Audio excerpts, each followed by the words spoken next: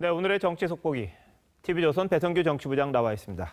자, 배 부장, 지금 상황을 보면 문재인이냐 반기문이냐 네. 두 진영이 상당히 다투는 듯합니다. 네, 그렇죠.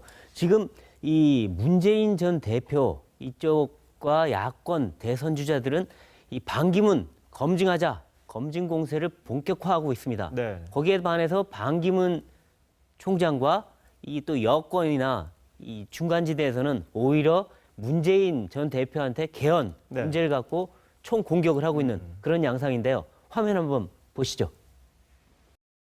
반기문 총장과 문재인 전 대표 간 불꽃 튀는 대결이 시작됐습니다. 문 전 대표가 반 총장의 혹독한 검증으로 선전포고를 합니다.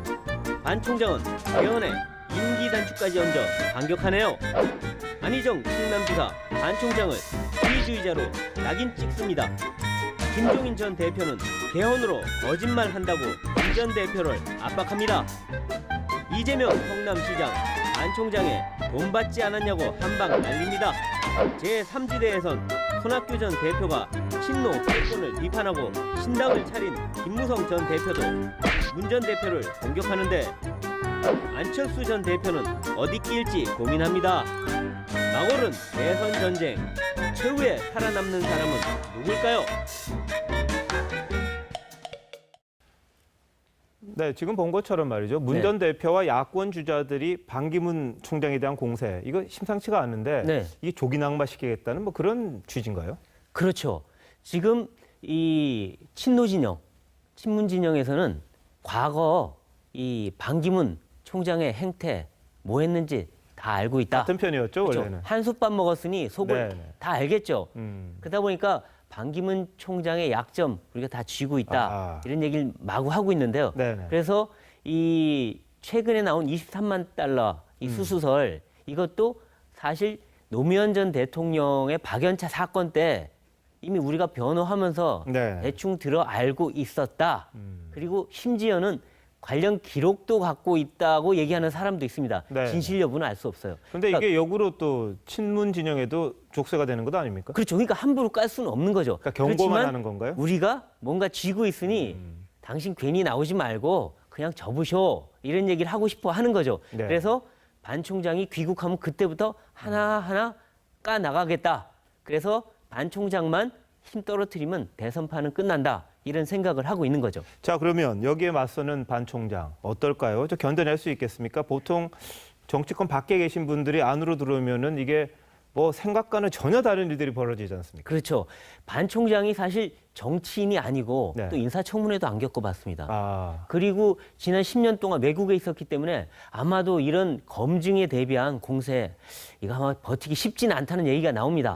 그렇긴 하지만 반 총장 쪽에서는 지금 우린 다 대비하고 있다. 이미 거기에 대해서 준비해 나가고 있다고 자신감을 보이고 있고요.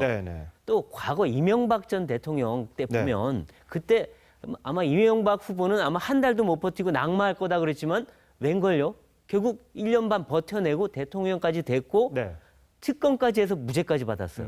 이런 거 보면 반드시 생각과는 다른 방향으로 갈 수도 있다. 그러니까 아마도 반 총장이 이 네거티브 대응 능력을 오히려 보여주면 지지율 올라갈 수도 있는 거 아니냐 이런 얘기도 합니다. 하지만 결정타 나오면 휘청 한번 하면 한 2번만 맞으면 쓰러질 수도 있어요. 글쎄요. MB하고 또 반 총장 좀 다르지 않습니까? 누가 이명박 전 대통령에게 무슨 도덕성, 아주 깨끗한 그런 이미지를 요구한 건 아니죠. 요구한 건 아닌데 여긴 요구를 하고 있고요. 굉장히 다른 차이가 있는 것 같은데요. 그리고 이명박 전 대통령 아무래도 좀 광야에서 굴렀던 사람이고 여기는 온실 속에서 살았던 사람이다. 이런 차이를 얘기하는데 그래서 이 네거티브 버텨내기 힘들다는 얘기도 있고 또 하나는 외교 관료의 특성이에요. 외교 관료는 항상 좋은 게 좋은 거 그리고 나쁜 얘기는 피해가면서 뭔가 중립지대에 있으려고 하는 그런 성향이 있는데 그걸 기름장어라고 표현하지 않았습니까?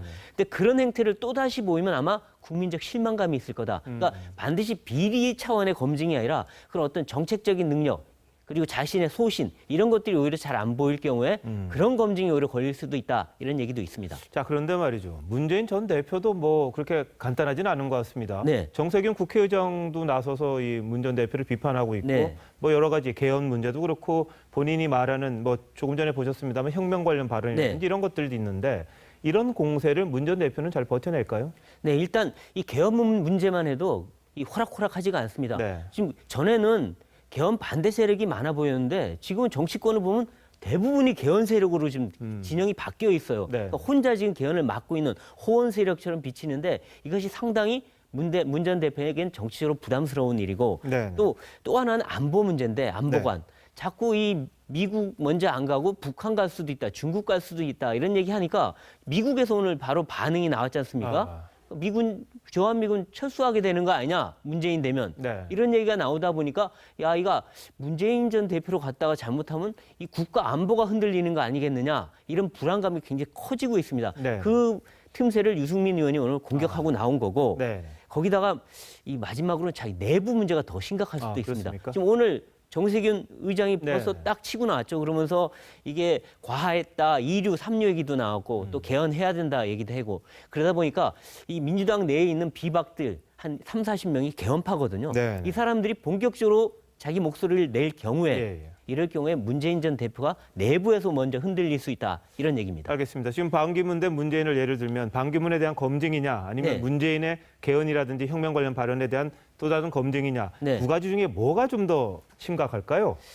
일단은 이 검증 공세가 먼저 될 겁니다. 아마 검증이 왜냐하면 사람들한테 쉽잖아요. 그렇죠. 이해하기 쉽죠. 그리고 반기문이라는 사람이 어떤 사람인지 네. 사람들이 알고 싶어하는 호기심도 많고 아마 검증이 먼저 붙겠지만 이 개헌 문제나 이것도 만만치가 않습니다. 네. 일단 그럼 문재인의 안보관은 어떠냐? 본격적으로 거기도 검증이 될 거고요. 그다음에 두 번째 개헌 문제는 아마도 1월 달에 계속 논란이 붙을 텐데 여기에서 이 2등, 3등하고 있는 민주당 내에 이재명, 그다음에 이 박원순 네. 이쪽이 정말로 우리 개헌 진영으로 갈래 할 경우에 문재인으로서는 정말 내부의 적과 외부의 적을 다 싸워야 네. 되는데 일부 개헌파 의원들은 야 이거 우리 이재명, 박원순 후보 끼고 우리 한번 나가서 한번 개헌 한번 그렇습니까? 진보다리 한번 싸볼까 이런 얘기를 하는 사람들이 분명히 생겨나고 있습니다. 네. 이것이 이제 개헌이 그래서 이 불붙으면은 오히려 검증보다 더 셀 수도 있다 이런 분석도 있습니다. 네, 알겠습니다. 오늘 여기까지 듣겠습니다. 네. 감사합니다. 고맙습니다.